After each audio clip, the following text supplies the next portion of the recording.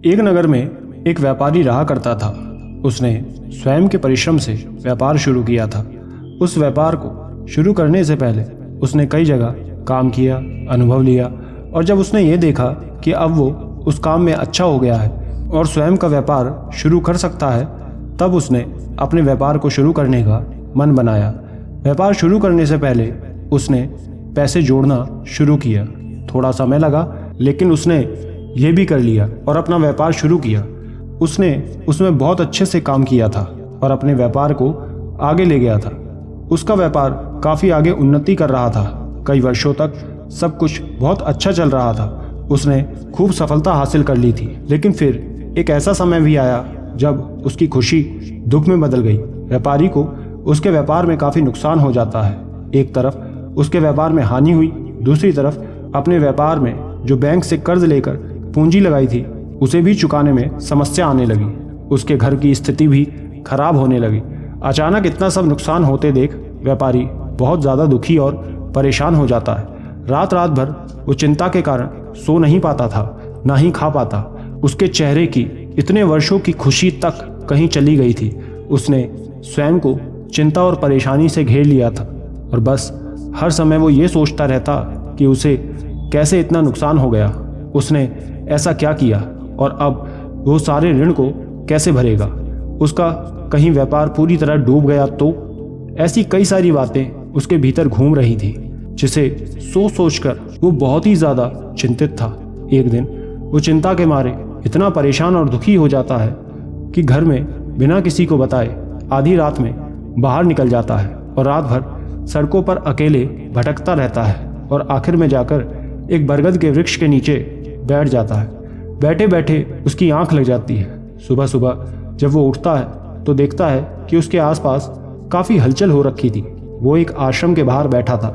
वो आश्रम में भीतर की तरफ बढ़ता है और देखता है कि एक महात्मा अपने शिष्यों को उपदेश दे रहे हैं। वो दूर एक वृक्ष के नीचे खड़े होकर ये सब देखता है। उपदेश पूरा होने के बाद सभी शिष्य अपने अपने कार्य में लग जाते हैं। महात्मा उस व्यापारी को दूर वृक्ष के पीछे काफ़ी देर से खड़े हुए देख लेते हैं। वो आवाज़ देकर उसे स्वयं के समक्ष बुलाते हैं। व्यापारी महात्मा के पास आता है। उस व्यापारी को देख महात्मा समझ जाते हैं कि वो निश्चित ही किसी बात को लेकर बहुत अधिक चिंतित है।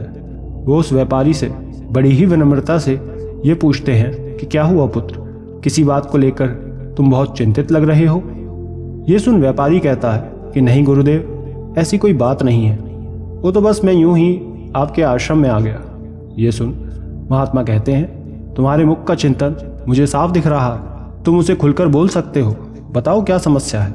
ये सुनते ही व्यापारी उन महात्मा के चरणों में गिर जाता है और रोने लगता है और कहता है कि मेरे ऊपर दुखों का पहाड़ टूट पड़ा है। गुरुदेव, मैं बहुत ज़्यादा परेशान हूँ। मैंने इतने वर्षों की परिश्रम के बाद स्वयं का व्यापार शुरू किया था। उस छोटे से व्यापार को बड़ा किया था, आगे लेकर आया, लेकिन आज उसी व्यापार में मुझे इतना नुकसान हुआ है कि वो डूबते हुए मुझे दिख रहा है। मैं कर्ज तले दब गया हूँ। मुझे नहीं समझ आ रहा कि मैं क्या करूँ। ये सुन महात्मा कहते हैं कि इस तरह दुखी होकर तुम्हारी समस्या का कोई समाधान नहीं मिलेगा। अभी तुमने स्वयं कहा कि तुमने एक छोटे से व्यापार से शुरू किया था और आज इतना सब कुछ प्राप्त कर लिया। जब तुमने पहले परिश्रम कर सब कुछ हासिल कर लिया तो पुनः भी यह संभव है। ये सुन व्यापारी कहता है कि नहीं गुरुदेव, अब मुझ में वो ना तो क्षमता है और ना ही उतना धन, ना ही अब हिम्मत रही है मैं पुनः वो काम शुरू कर सकूं।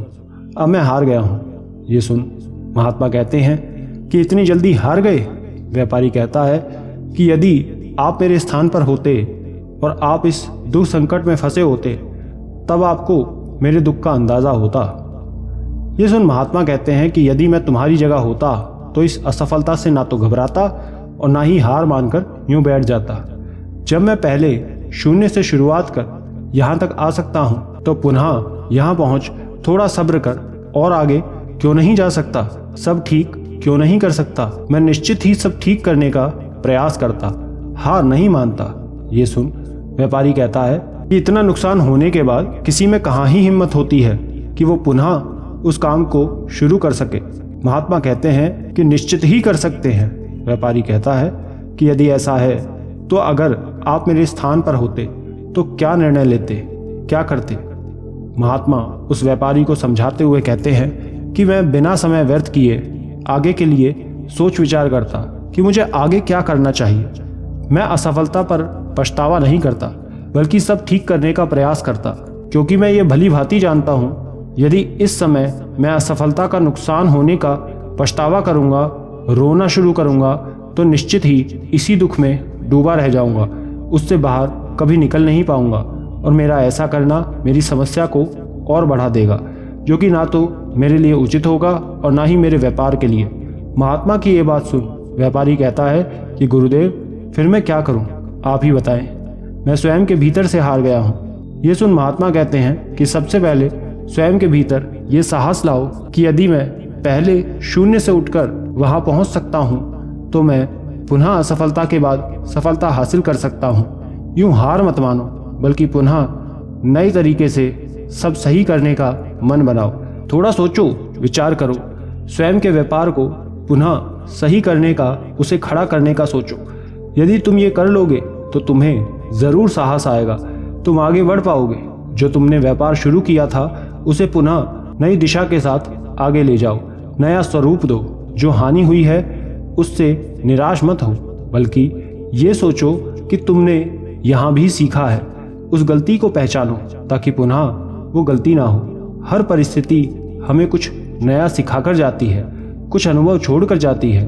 उससे हमें सीख लेकर हिम्मत के साथ आगे बढ़ जाना चाहिए। जो नुकसान हुआ है उसे ठीक किया जा सकता है स्वयं के प्रयास, लगन, परिश्रम से। बस तुम वही करो, निश्चित ही इस असफलता के बाद पुनः सफलता मिलेगी। महात्मा के ये शब्द सुन व्यापारी बहुत प्रेरित होता है। वो कहता है कि जी गुरुदेव, यदि मैं पहले हिम्मत कर अपने व्यापार को यहाँ तक ला सकता हूँ तो यहाँ से उसे उठाकर आगे तक भी जा सकता हूँ। मुझसे भूल हुई जो मैं हार मानकर बैठ गया।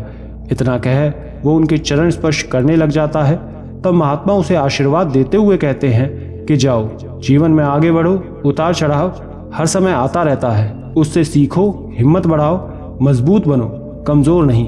अपने काम को पुनः नया स्वरूप दो, योजना बनाओ ताकि उसे उसके अनुकूल अपने व्यापार को फिर से आगे ले जा सको। यदि तुम्हारा प्रयास, साहस, परिश्रम सब लगन से होगा तो सफलता निश्चित ही मिलेगी।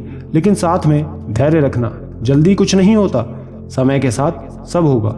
और तब महात्मा के उपदेशों से प्रभावित हो व्यापारी उनकी आशीषें ले वापस लौट जाता है एक नई उमंग और जोश के साथ। आशा करते हैं आप भी कभी जिंदगी में हार नहीं मानेंगे और इस कहानी को हमेशा याद रखेंगे।